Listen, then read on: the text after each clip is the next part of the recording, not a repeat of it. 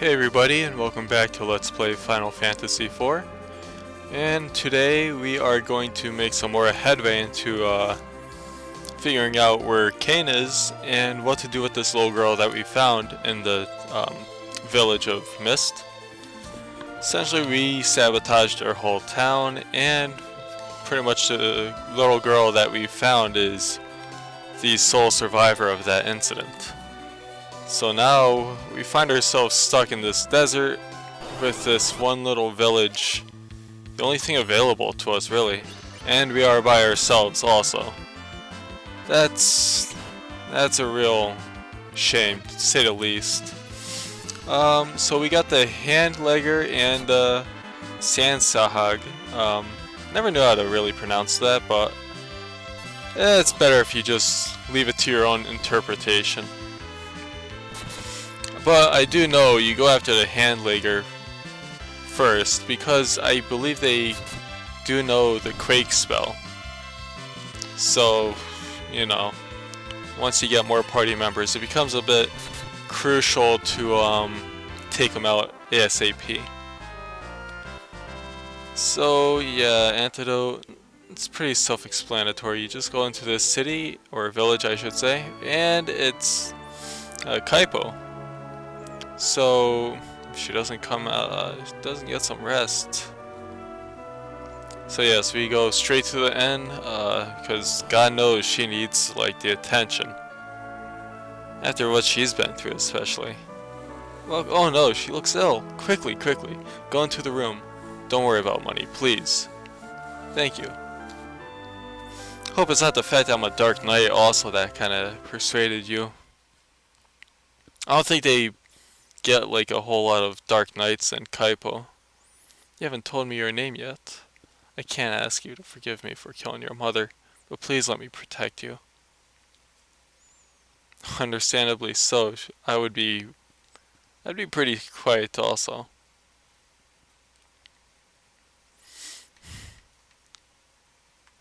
I'm surprised she's even like looking at him like in the face after what he's done. And as soon as you know it, apparently they got here like ASAP.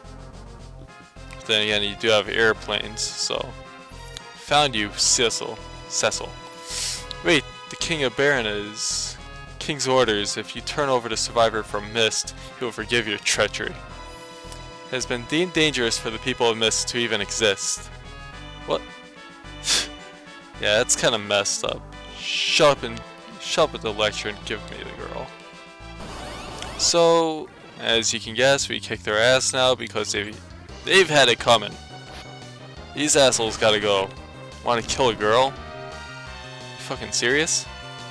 Get them!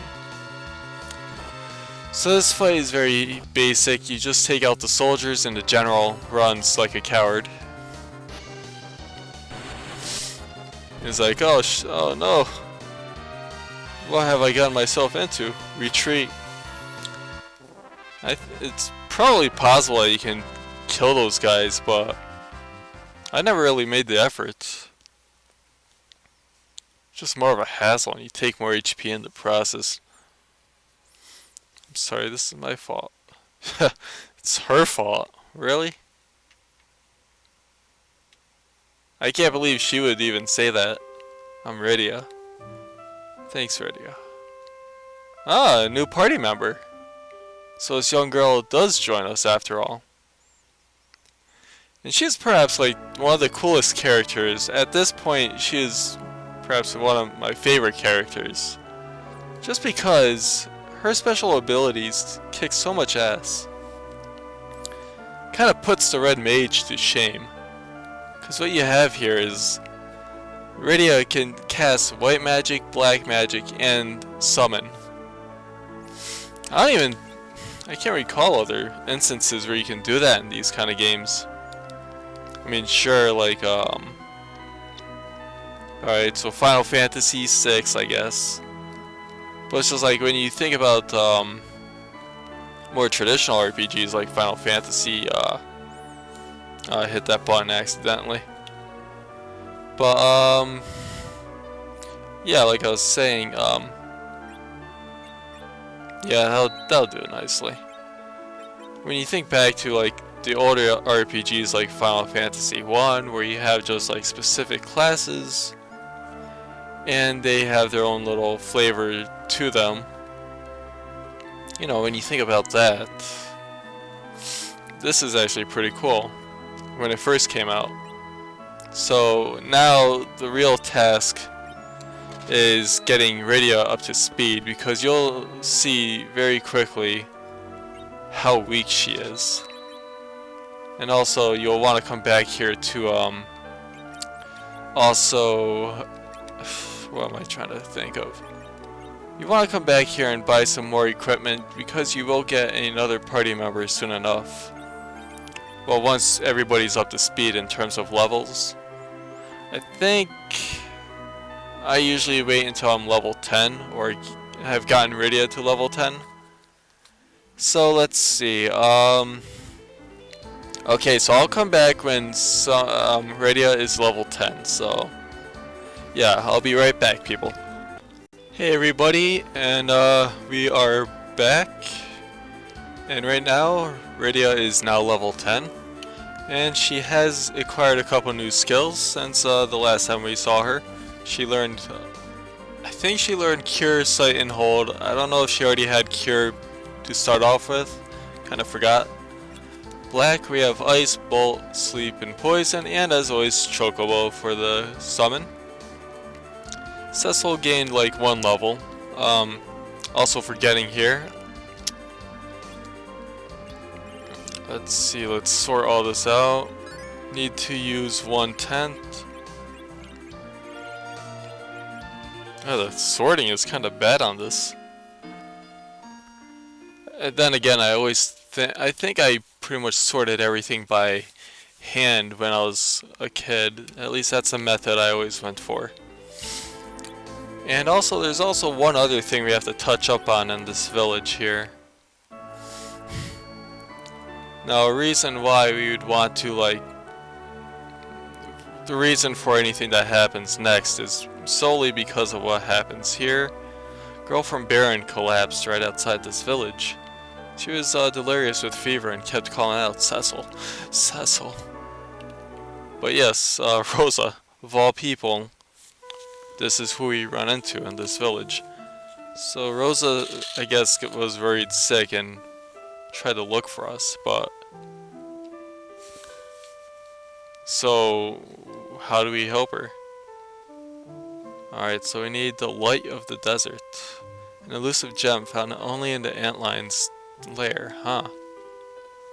Alright, well, now we actually have some purpose now. We have to save or at least heal Rosa from this, oh, Nether. So yes, we have to cure her desert fever. That sounds kind of wrong, but no, we're not going to go there.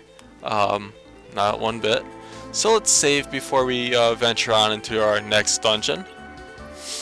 And I will call it a dungeon because that's my right, damn it. But here we go. And we are going to get another party member as well. But first, let's go north here to get some treasure. Just because that's the right thing to do. Maiden's Kiss and Potion. I mean, overall, I'm not really going to be all that concerned about getting treasure at this point, except for a couple given sets of items that you run into later on, but that's like towards the end of the dungeon. But here's our next party member. Oh, you wield the dark sword. Please help me. What's the problem? My daughter was tricked by a bard and ran off to Damsian. Damsian? I'm not even sure how you pronounce that one. I sense great evil there. Really? Sage Tella. Huh. That's funny, because in the Super Nintendo version, there was an H at the end of that name also.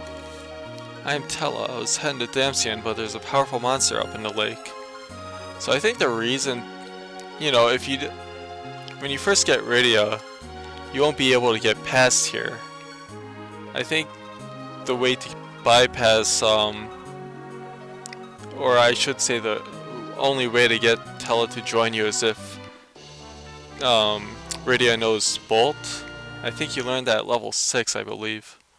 Somewhere around there, but yeah, if she is too under leveled, then you're not going to learn anything really. I would go for the treasure, but it's kind of meaningless because the way I see it, you're only going to get better stuff later on, so you can pretty much do without it because nothing really all that important is going to be gained over here, so that's my justification for just going forward here, but I think I might just be contradicting myself here. I think it was the left way we had to go, so despite what I said, we are ending up actually having to pick up this treasure here. And the thing with Tellah is he has this ability, Remember, and his situation is he is a grand wizard and all that stuff, great sage, but due to his old age, he doesn't really remember all the spells that he used to. So, Remember is a way of actually being able to recall past spells that he might have known. But right now, well, that's stupid. You already know that, Tellah. You serious? Wow, and that's like the first hit Rydia has ever done physically. And that's no exaggeration. She got like no hits whatsoever. It's like every time you try, she would miss in a heartbeat. So that's like miraculous, really. But I figure for this dungeon here,